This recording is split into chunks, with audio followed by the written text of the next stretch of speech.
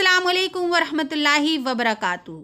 ज़िंदगी में हमारी कभी कभी ऐसे लोग होते हैं जो सिर्फ़ और सिर्फ हमें निगेटिविटी देते हैं, यानी कि वो हमारे बारे में ऐसी ऐसी बातें फैलाते हैं कि हमको समझ नहीं आता है कि हम आखिर इसका रिएक्शन क्या दें। कभी वो हमारी ज़िंदगी में इतना इंटरफेयर करते हैं कि हमारे बारे में गलत बातें लोगों को बताने लगते हैं, हमारे ऊपर बहतान लगा देते हैं, हमारी गीबत करते हैं, यानी कि कुछ ना कुछ मसले में हमारे ऊपर टिप्पणी करते रहते हैं। ऐसे लोगों से हम कैसे डील करें और ऐसे लोग हमारी लाइफ में होते ही क्यों हैं? सबसे पहले तो हमें ये समझने की ज़रूरत है कि कहीं इसमें हम कसूरवार तो नहीं, क्योंकि कभी कभी हम इन दुश्मनों की कैटेगरी में अपने रिश्तेदारों को डाल देते हैं। कई लोग अपनी सास, नंद, बहू, बेटी या अपने देवर, अपने शौहर सबको समझते हैं ना कि हमारी सिर्फ बुराई करते हैं। तो सबसे पहले तो हमें अपनी गलती तलाश करने की ज़रूरत है कि हम तो नहीं गलत कर रहे हैं, कहीं हमारे अंदर सच में तो वो कमी नहीं है, कहीं हम तो नहीं कमरा बंद करके बैठने वाली बहू हैं, या कहीं हम तो ऐसी बेटी नहीं हैं जो अपनी भाभीयों के ख़िलाफ़ अपनी माँ को भरते हैं। तो अपनी गलतियों को सुधारने के बावजूद अगर कुछ टॉक्सिक लोग हैं हमारी लाइफ में और वो हमारे बारे में हमेशा बुरी बात करते हैं, हमारे ऊपर इल्ज़ाम लगाते हैं, हमारे ऊपर बहतान लगाते हैं, तो ऐसे लोग अल्लाह ताला ने हमारी ज़िंदगी में दिए क्यों? और फिर हमें क्या करना है सुन्नत के एतबार से, कुरान हदीस की रोशनी में। तो सबसे पहले कि ऐसे लोग हमारी लाइफ में क्यों होते हैं जो हमारे ना चाहते हुए हमेशा हमारे बारे में उल्टी सीधी बातें फैलाते हैं, हमारी लाइफ में हमेशा फ़िक्रमंद रहते हैं क्या कर रही है, क्या नहीं कर रही, उसने ऐसा किया, उसने इतने का कपड़ा पहना, वो ये बात करती है, गीबत करते हैं, बहतान लगाते हैं। तो अल्लाह सुब्हानहू तआला ऐसे लोग हमारी ज़िंदगी में इसलिए डालते हैं क्योंकि अल्लाह सुब्हानहू तआला दोनों पार्टीज़ को आजमाना चाहते हैं कि तुम्हें किसी का ऐब मालूम होता तो तुमने क्या किया, और तुम्हारे ऊपर अगर ऐब या बहतान लगाया गया तो तुमने क्या किया। तो अल्लाह सुब्हानहू तआला ने साफ साफ कुरान में लिख दिया है कि हमने तुम्हें दुनिया में भेजा है तो आजमाएंगे भी, लोगों की कड़वी बातों से भी आजमाएंगे, दौलत दे के भी आजमाएंगे, इज्जत दे के भी आजमाएंगे, ज़िल्लत दे कर भी आजमाएंगे, रोज़ी दे कर भी आजमाएंगे और रोज़ी छीन कर भी आजमाएंगे। अब हमारा क्या इसमें रिएक्शन होना चाहिए? तो कुरान में अल्लाह सुब्हानहू तआला इरशाद फरमाते हैं कि ऐसे ही लोगों की बातों पर सब्र कीजिए और उन्हें मुस्कुरा कर टाल दीजिए, इग्नोर कर दीजिए। सुभान अल्लाह। और ये किससे कह रहे हैं? नबी अकरम सल्लल्लाहु अलैहि वसल्लम पर, जिनके ऊपर तमाम तरह के बहतान लगे। सोचिए हमारे ऊपर जो बहतान लगते हैं उसमें कहीं ना कहीं हम भी गुनहगार हैं। ज़रूरी नहीं हम चोर हैं तो ही हमको चोर कहा जाए, हो सकता है हम झूठ बोलने वाले हों और हमारे ऊपर चोरी का इल्ज़ाम लग जाए, ज़रूरी नहीं। अल्लाह सुब्हानहू तआला हमें एक अल्टीमेटम देता है कि देखो तुम नहीं सुधरोगे तो तुम्हारे बारे में ये लोग इस तरह की बात फैला देंगे। तो हमारे अंदर कमियां हैं, हम सब गुनाह करते हैं, लेकिन नबी अकरम सल्लल्लाहु अलैहि वसल्लम की ज़ात ऐसी थी कि उनसे कोई गुनाह नहीं हुआ था। उसके बावजूद लोगों ने उन्हें जादूगर भी कहा, लोगों ने उन्हें दीवाना भी कहा, लोगों ने उन्हें काहिन भी कहा, लोगों ने तरह तरह के ऐब लगाए, यहाँ तक कि उनको आज तक के लोग उनके किरदार पर शक करते हैं और उंगलियां उठाते हैं। लेकिन अल्लाह सुब्हानहू तआला ने नबी अकरम सल्लल्लाहु अलैहि वसल्लम से क्या कहा?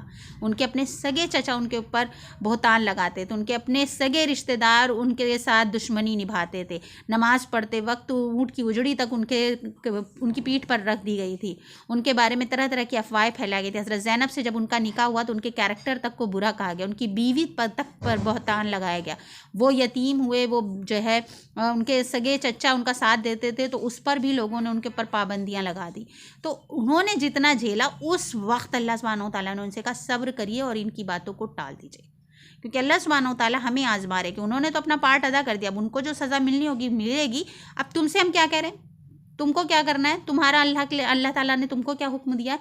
तुमको हुक्म दिया है कि सब्र करो, यानी कि खामोश रहो उनकी बातों पे और वक्त को मौका दो, अल्लाह को मौका दो, वो सारी चीज़ों का जवाब दे देंगे।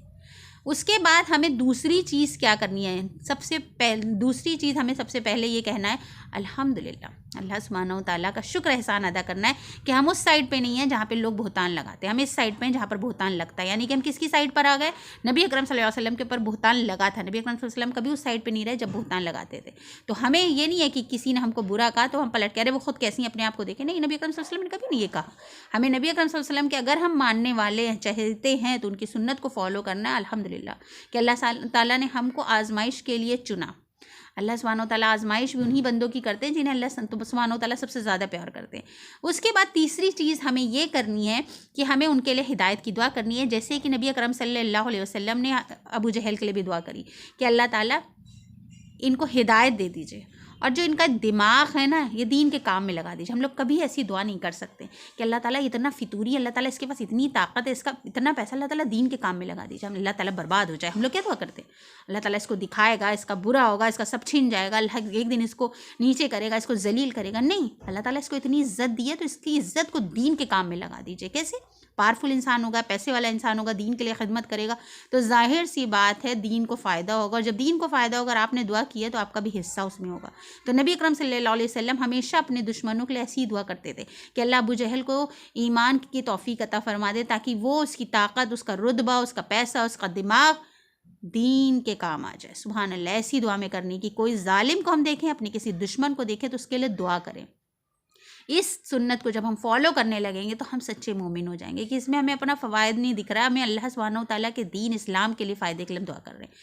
اس کے بعد ہمیں اپنے دشمن کے لیے دعا کرنی ہے کہ اللہ تعالیٰ اس کے دل کو نرم کر دے، موم کر دے. اور جب ہم اپنے دشمن کے لیے دعا کریں گے، اللہ تعالیٰ اس کے دل کو نرم کر دے، اس کو ہمارے اوپر مہربان کر دے، تو وہ دعا قبول ہوگی. کیونکہ حضرت عمر بن خطاب کا رضی اللہ تعالیٰ عنہ کا ہمارے پاس اگزامپل ہے کہ وہ دین کے اتنے بڑے دشمن تھے کہ تلوار لے کے اپنی بہن کو مارنے تک چلے آئے تھے. نبی اکرم صلی اللہ علیہ وسلم کا قتل کرنے پر آمادہ تھے، لیکن نبی اکرم صلی اللہ علیہ وسلم کی صرف دعا بھر سے عمر بن خطاب رضی اللہ تعالیٰ عنہ کے بارے میں نبی اکرم صلی اللہ علیہ وسلم خود ارشاد فرماتے ہیں کہ اگر میرے بعد کوئی نبی ہوتا تو وہ عمر ہوتا. سبحان اللہ. تو اللہ سبحانہ و تعالیٰ دعا کی کیا تاثیر رکھتے ہیں اور دعا کا کیا اثر ہوتا ہے. دیکھیے اسلام کا سب سے بڑا دشمن، اسلام کا سب سے بڑا جو ہے وہ انہوں نے جب خلافت کی ہے تو سب سے بڑا ہمدرد بن گیا. تو اس لیے ہمیں اپنے دشمن کے لیے دعا کرنی ہے، ہمیں اپنے دشمن کے لیے نرم دل کے لیے دعا کرنی ہے، اس کی ہدایت کے لیے دعا کرنی ہے. اور الحمدللہ کہنا ہے کہ اللہ تعالیٰ نے ہم کو آزمائش کے لیے چنا ہے. ہمیں اپنے چہرے پر ایک اسمائل رکھنی ہے، جو کہ قرآن میں حکم دیا گیا ہے کہ آپ ان کو اگنور کر دیجئے، اچھے طریقے سے مسکرا کے صبر کر کے نکل جائیے. اور اللہ سبحانہ و تعالیٰ نے یہ جو سنت طریقے نبی اکرم صلی اللہ علیہ وسلم نے کر کے بتائیں اپنے دشمنوں کے لیے، انشاءاللہ اگر ہم فالو کریں گے تو ہماری زندگی میں بھی دشمن غائب ہو جائیں گے. ایک وقت آئے گا کہ اللہ سبحانہ و تعالیٰ ہماری نیکیوں کو ان کی برائیوں پر غالب کر دیں گے. ہمیں ان کی برائی کی وجہ سے اپنی نیکی نہیں چھوڑنی ہے. ایسا نہ ہو کہ وہ غیبت کرتے ہیں، وہ چغل خوری کرتے ہیں، وہ لڑائی جھگڑا کرتے ہیں تو ہم بھی انہی کی طرح ہو جائیں. ہمیں اپنی اچھائیوں کو نہیں کھونا ہے ان کی برائیوں کے سامنے. ہمیں اپنی اچھائیوں کو جتانا ہے اور اللہ تعالیٰ کے سامنے یہ سرٹیفکیٹ لینا، اللہ تعالیٰ سے یہ سرٹیفکیٹ لینا ہے کہ وہ تو فیل ہوگا اللہ تعالیٰ، لیکن میں نے آپ کا کہنا مانا تھا، میں نے اپنے آپ کو ہمبل رکھا تھا، میں نے اپنے آپ کو پولائٹ رکھا تھا، میں نے آپ کا صبر کیا تھا. اور اتنی خوبصورت عبادت ملی ہے جو صبر کی عبادت ہے، جس کو صابرین کا کہا گیا ہے. رتبہ ایسا ہوگا کہ لوگ اللہ تعالیٰ سے قیامت کے روز دعا کریں گے اللہ ہماری خالوں کو کینچیوں سے کاٹ دیتے لیکن ہم کو یہ مرتبہ دیتے. تو اللہ سبحانہ و تعالیٰ کا احسان ماننا چاہیے کہ اللہ سبحانہ و تعالیٰ نے ہمیں اتنی خوبصورت عبادت یعنی کہ صبر کرنے کا موقع دے دیا ان لوگوں کی وجہ سے. اگر آپ کو یہ ویڈیو اچھا لگا ہو تو پلیز شیئر کریے گا اور مجھے کمنٹ کر کے ضرور بتائیے گا. آخر الدعوانا الحمدللہ رب العالمین. السلام علیکم ورحمۃ اللہ وبرکاتہ.